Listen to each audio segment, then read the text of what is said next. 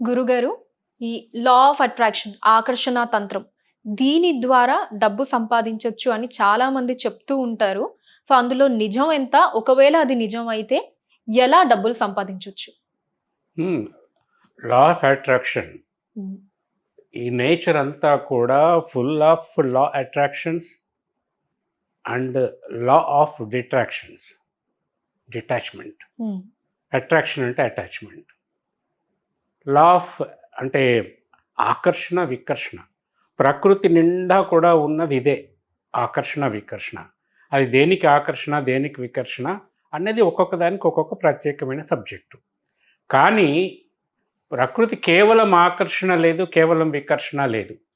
కేవలం ఆకర్షణ ఉన్నా, కేవలం వికర్షణ మాత్రమే ఉన్నా అసలు ప్రకృతికి అర్థం లేదు. హ్మ్. ఇందులో ఈ అట్రాక్షన్ అండ్ రిపల్షన్స్ ఏవైతే ఉంటాయో ఇవి సమతుల్యంగా ఉన్నప్పుడు మాత్రమే ఏదైనా జరుగుతుంది. అది ఇంపార్టెంట్ ఇక్కడ. ఇప్పుడు డబ్బులు సంపాదించడానికి అట్రాక్షను ఉంటేనే డబ్బులు సంపాదించగలటము అన్నది కరెక్ట్ కాదు. మనకి రిపల్షన్ అంటే వికర్షణ ఉంటే డబ్బంతా పోగొట్టుకుంటామన్నది కూడా కరెక్ట్ కాదు. కొంతమంది నాకు తెలిసిన వాళ్ళు ఉన్నారు. సంపద కోసం, ధనం బాగా సంపాదించటానికి, ధనం రావటానికి, ఆకర్షణ కోసము రకరకాల యజ్ఞాలు, హోమాలు, పూజలు చేసిన వాళ్ళు ఉన్నారు. డబ్బు వచ్చింది, ఎవరు చేసినా వస్తుంది, దాంట్లో డౌట్ ఏం లేదు. తర్వాత ఏం చేస్తారు? వాళ్ళ దగ్గర లక్షలు కోట్లు జమ అయిపోయాయి. తర్వాత ఏం చేస్తారు? ఇంకా స్కామ్లని అవని ఇవని పెద్ద గొడవలు. సో ఇక్కడ డబ్బు రావటం వల్ల ఏమైంది? ఏం కాలే. కొంతమంది ఉంటారు ఇట్లాంటివేవి పాటించకుండా వాళ్ళకు తోచిన పద్ధతిలో జీవిస్తూ ఉంటారు. దరిద్ర హేతువైన పనులు అనేకం చేస్తారు, డబ్బులు పోగొట్టుకుంటారు. తర్వాత ఏం చేస్తారు?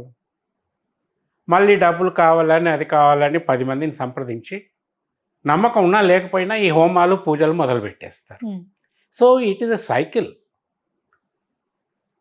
ఇక్కడ చాలామందికి తెలియని విషయం ఏమిటంటే లా ఆఫ్ అట్రాక్షన్ మాత్రమే పాటించకూడదు, లా ఆఫ్ రిపల్షన్ మాత్రమే పాటించకూడదు.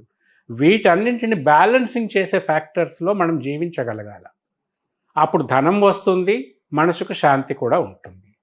ఈ అనవసరమైన దరిద్ర హేతువులైన పనులు ఏవి చేయకుండా అట్రాక్షన్ వైపు కొంత సమయాన్ని వెచ్చించగలిగితే దే కెన్ సంపద, దాన్ని అంటాం సంపద పరులు.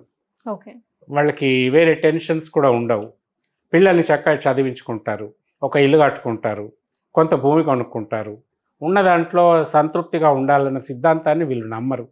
అవసరమైనప్పుడల్లా ఏదో ఒకటి కొంటూనే ఉంటారు. సో దిస్ ఈజ్ ఒక ప్రాక్టికల్ అండ్ మెటీరియలిస్టిక్ థింకింగ్.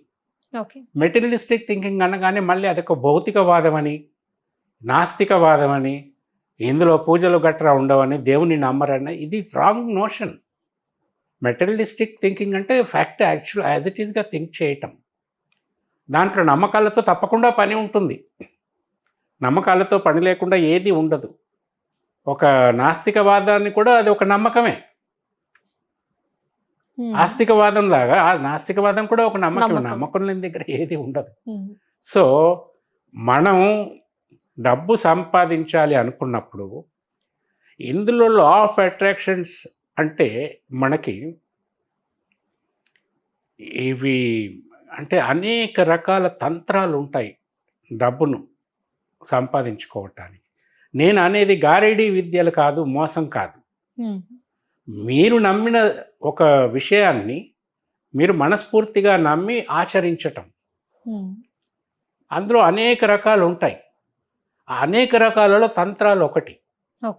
ఇప్పుడు చూడండి, రోజు పొద్దున మీరు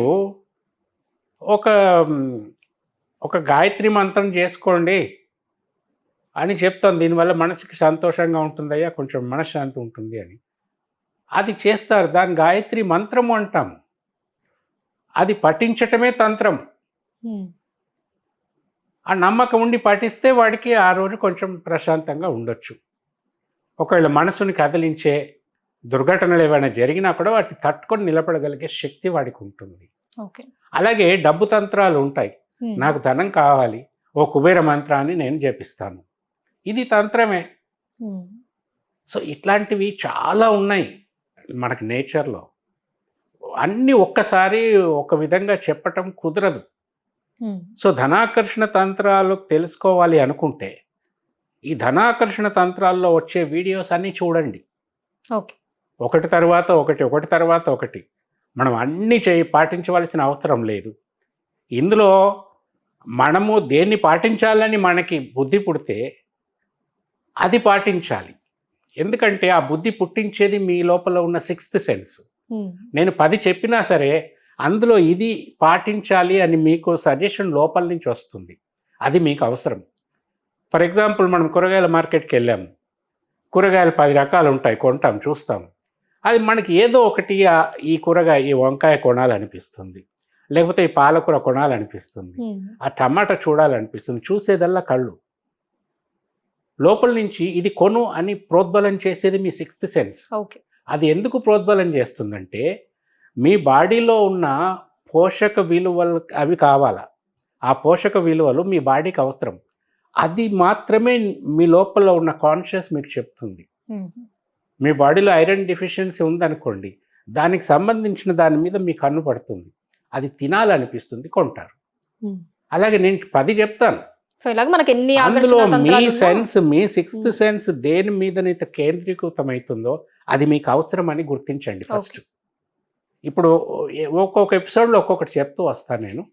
అది చూసుకొని మీకు ఏది అవసరం అది. ఇవన్నీ చాలా సాదా సీదా విషయాల్లాగానే ఉంటాయి, కానీ సాదా సీదా విషయాలు కావు. చాలా వీటికి బాగా విలువైన విషయాలు ఇవి. అది వినండి, మీకు అవసరమైంది పాటించండి.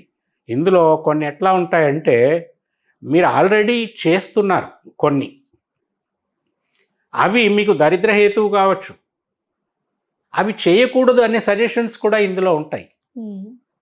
ఏవి చేయాలి, ఏవి చేయకూడదు, ఇవన్నీ ఇందులో ఉంటాయి. మీరు చూడండి ధనాకర్షణ తంత్రాలు ఇవన్నీ. దీంట్లో ఏ పనికి వస్తే అవి చేయండి, మంచి ఫలితాలు పొందండి.